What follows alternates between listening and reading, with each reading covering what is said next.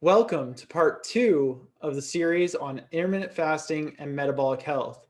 My name is Eric Williamson, and I'm the owner of the nutrition coaching company Unlocked Fitness and Nutrition. I'm also a registered dietitian, and I'm currently pursuing my PhD in the area of exercise, nutrition, and metabolism. Today, we are going to dive into intermittent fasting and its effects on insulin sensitivity and chronic disease.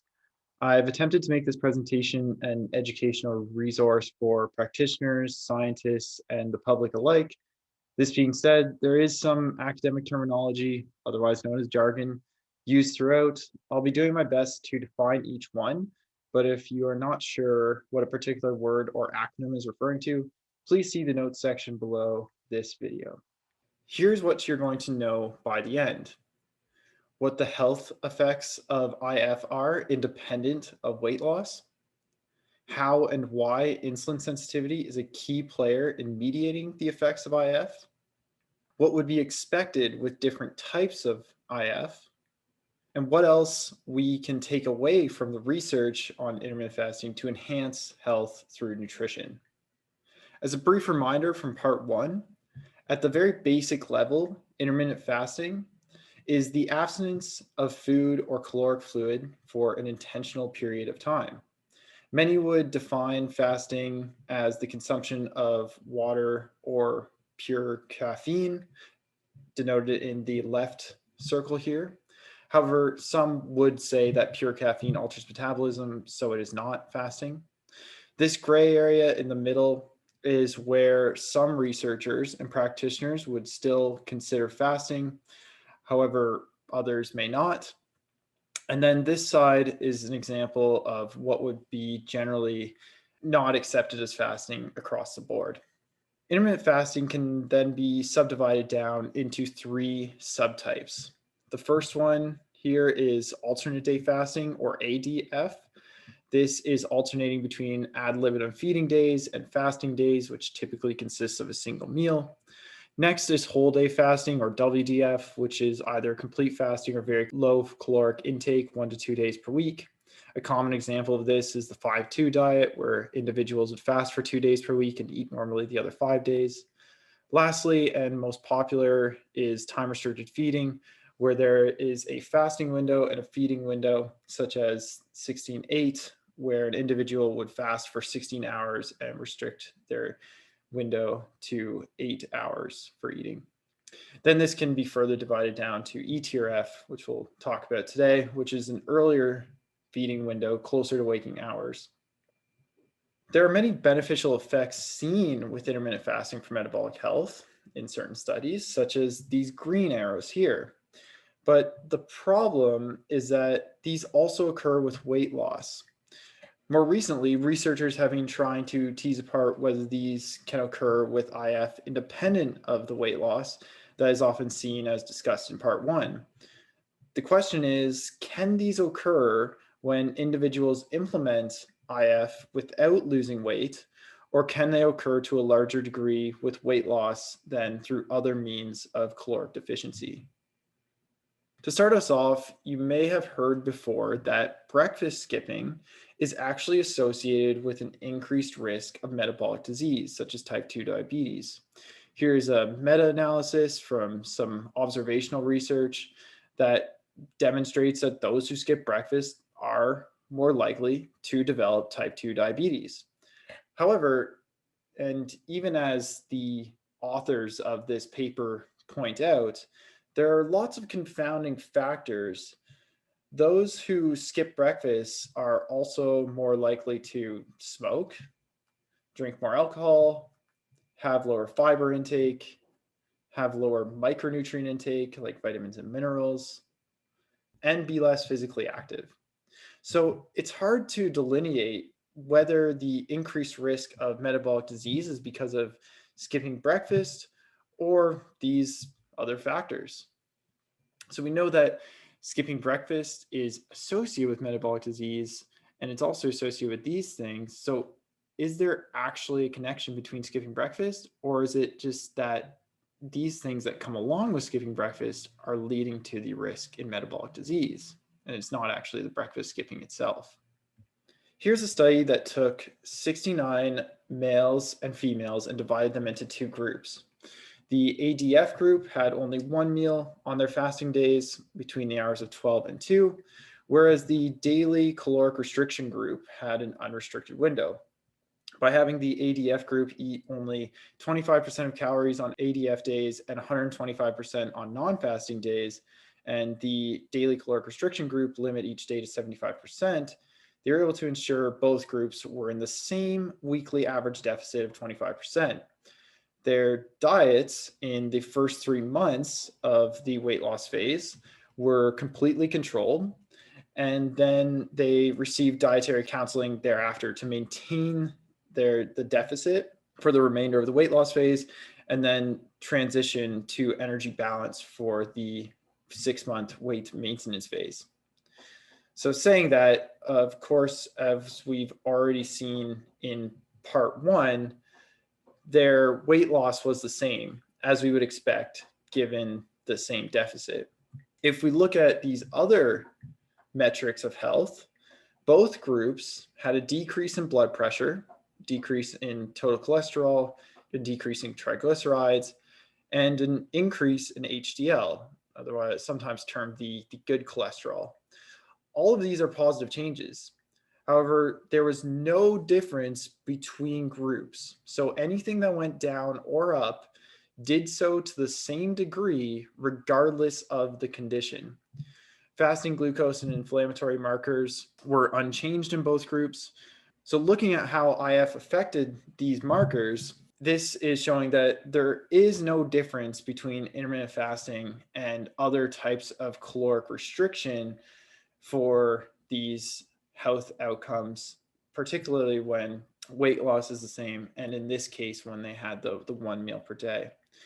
And even perhaps a couple of points against ADF is that LDL was significantly greater, sometimes termed the bad cholesterol, and there was a higher attrition rate in the ADF group. So that means more people dropped out.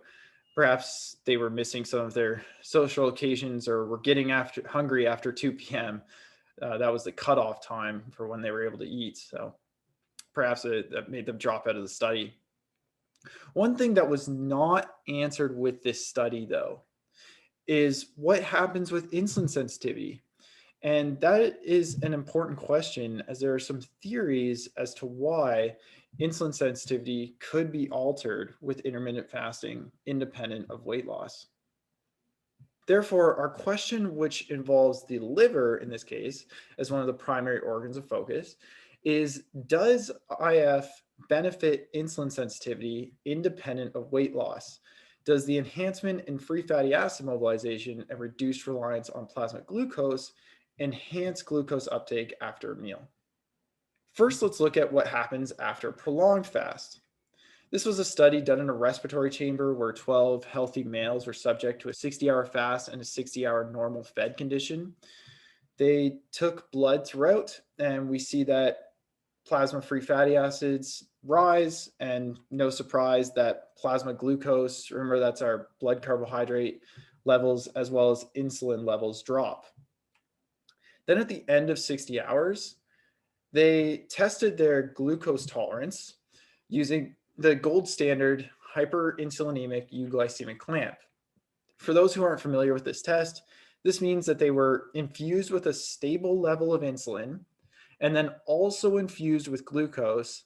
And then the researchers, the people who are testing their glucose tolerance, will adjust the rate of the glucose infusion to maintain blood glucose levels within a certain range. So this means that the higher the rate of glucose that the person is able to be infused with, the more that is being stored, and thus the higher their insulin sensitivity. Remember, that's a very positive marker of health. What they saw is that after a 60-hour fast, the rate at which they were able to handle glucose was consistently lower across participants.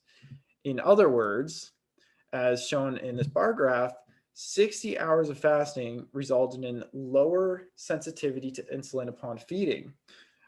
In other words, there was a decrement in their insulin sensitivity. Here's a study that looked at more of an intermittent fasting approach, whereas the other study that we just talked about was a prolonged fast. This study had healthy individuals do 8 weeks with one meal between the hours of 4 and 8 o'clock, and 8 weeks with 3 meals in an unrestricted eating window. At the end of each trial, they did an oral glucose tolerance test, or what's known as an OGTT. This is another way of testing insulin sensitivity, where an individual ingests a very large, fast digesting load of carbohydrate, and their insulin and blood glucose levels are measured over a 2-hour period. Looking at these graphs, you will see that insulin levels were the same down here, but less glucose was stored in response to the insulin for the 1 meal per day group. So this shows that the 1 meal per day group had lower insulin sensitivity. Again, not a good turnout for intermittent fasting. What about if the eating window is in the earlier period of the day, though? Here's a study that looked at early TRF. Of note is that this one was in overweight or obese males with prediabetes, so already showing signs of moderate insulin resistance. They did 2 trials, one in which 3 meals were consumed in 12 hours, and the other was the same 3 meals in 6 hours. All of the meals were controlled and were isocaloric to ensure that their weight was maintained. Again, this is to look at the effect of the fasting alone without weight loss. Their hypothesis was actually related to circadian alignment. This is what they propose would result in benefits to insulin sensitivity for the TRF group and possibly benefit some other health markers as well. It comes down to peripheral clocks and central clocks. The central clock is mainly controlled by the light-dark cycle, and the peripheral clock is mainly associated with behaviors such as food intake and activity levels. If we can align our eating with the light-dark cycle and primarily eat during waking hours, then that could possibly benefit metabolism. Here's a study that showed that having a large meal at breakfast results in lower glycemia or a lower blood glucose response across the day than having the same meal at dinner. So even though they were having the same calories and the same macronutrients throughout the day, there was benefits over the whole 24-hour period to having a larger breakfast as opposed to a larger dinner. We seem to be better suited to handle nutrients earlier in the day rather than later. So eating during daylight hours may benefit metabolism. And here's a direct quote from the introduction of the study at hand here that supports their hypothesis. In humans, insulin sensitivity, beta cell responsiveness, and the thermic effect of food are all higher in the morning than in the afternoon or evening, suggesting that human metabolism is optimized for food intake in the morning. Here's a bit more support for that concept. This was a study that gave healthy individuals a glucose infusion over 24 hours where they remained orally fasted. We see that after the initial spike at the onset of the infusion, blood glucose levels fall and are lowest in the morning. They then rise through the afternoon and are highest in the evening and into the night, peaking around 3 to 4 a.m. before falling back down to morning levels. This further supports that insulin sensitivity declines across the day, meaning we would better metabolize nutrients, in particular carbohydrate, earlier in the day. For the scientists and practitioners out there in particular, let's dig just a little bit into the underlying mechanism for this. Part of this is related to what you may have heard of as the Randle cycle, which is one of the theories that has strong evidence for it when it comes to insulin resistance. These variables, such as clock genes, light exposure, activity, and catecholamines like norepinephrine and epinephrine, also known as adrenaline, which fluctuate throughout the day, result in increased plasma free fatty acid levels in the evening compared to the morning. Here's some experimental evidence of this, showing that free fatty acids are higher at dinner than they are at breakfast. This increased free fatty acid availability can be derived from the hydrolysis, so the breakdown of chylomicron triglycerides. So that's from fats that we consumed in our previous meals. And it's not just from adipose tissue lipolytic activity, although it can be so through a prolonged fast, as we saw earlier.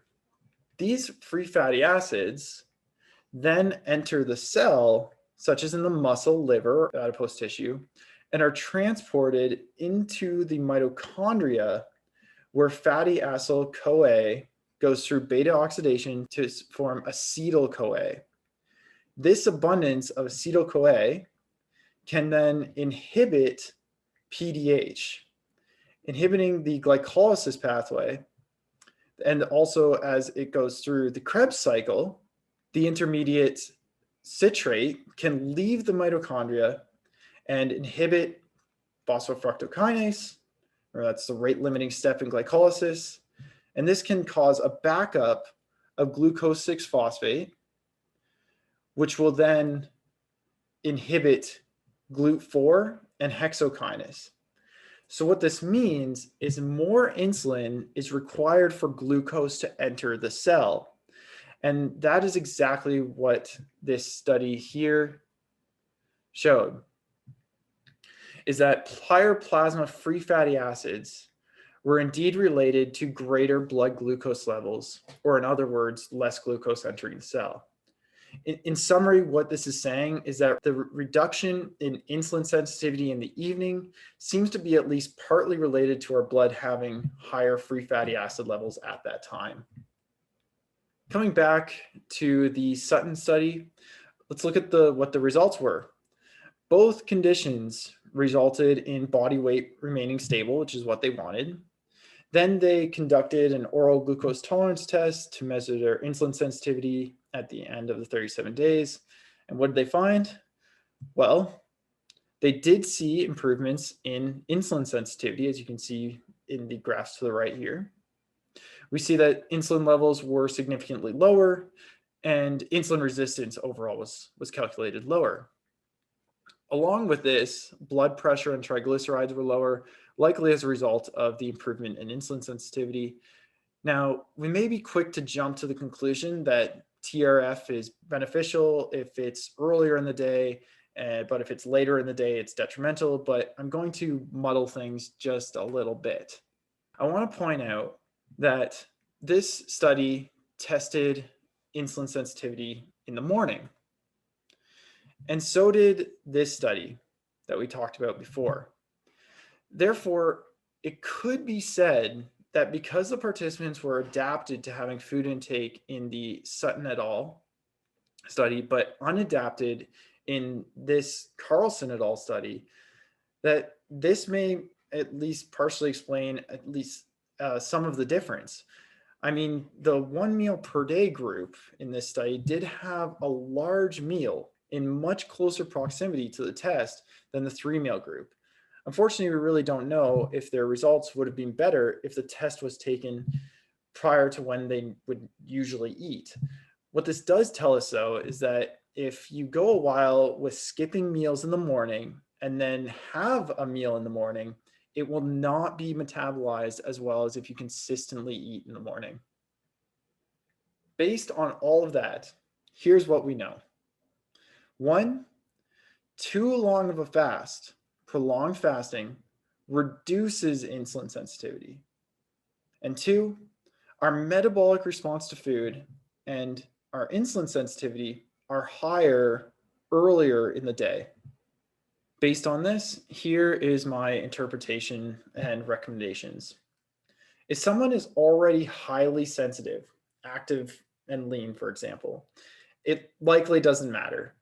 You will see in research that the effects of intense exercise are so potent that this would likely all be a wash. They're going to be insulin sensitive at all times during the day.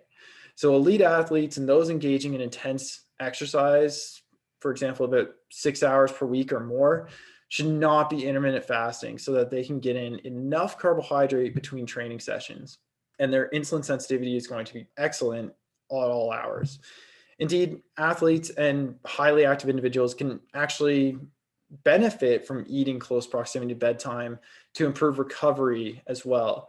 This is especially true for those who exercise later in the day. If you're looking to read more on this topic, I recommend you check out Dr. Mike Ormsby and Dr. Luke Van Loon. They've done some excellent work in this area. Those who have some level of or risk of insulin resistance, it isn't always easy to be able to tell how insulin sensitive you are if you don't have access to seeing both your glucose and insulin response to a meal, or to see your fasting glucose and insulin. However, risk factors include not regularly participating in exercise, being largely sedentary during the day, such as sitting for long periods of time, or having low muscle mass.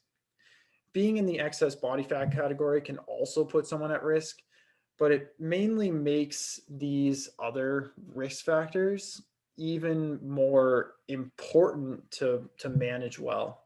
As in, someone who is overweight but is inactive is going to be at much higher risk than someone who is overweight and is active. And perhaps in certain situations, someone who is overweight and highly active is going to be at lower risk than someone who is not overweight but not active. These individuals, though, who have these risk factors and may have some insulin resistance, even if it's not prediabetes or diabetes, could benefit from avoiding regular whole day fasts, as we saw that reduces insulin sensitivity, limiting or avoiding large meals after 5 p.m. on a regular basis, having the majority of calories and carbohydrates earlier to midday during daylight hours and away from bedtime, keeping a consistent eating schedule, consuming, of course, mainly low glycemic carbohydrates, and it's best to move around after eating, particularly in the evening. Now that we've been through both parts 1 and 2, we've learned how IF affects body weight and how the timing and the length of the fast can affect insulin sensitivity. However, what about the other component of body composition being lean mass, or in particular, muscle mass?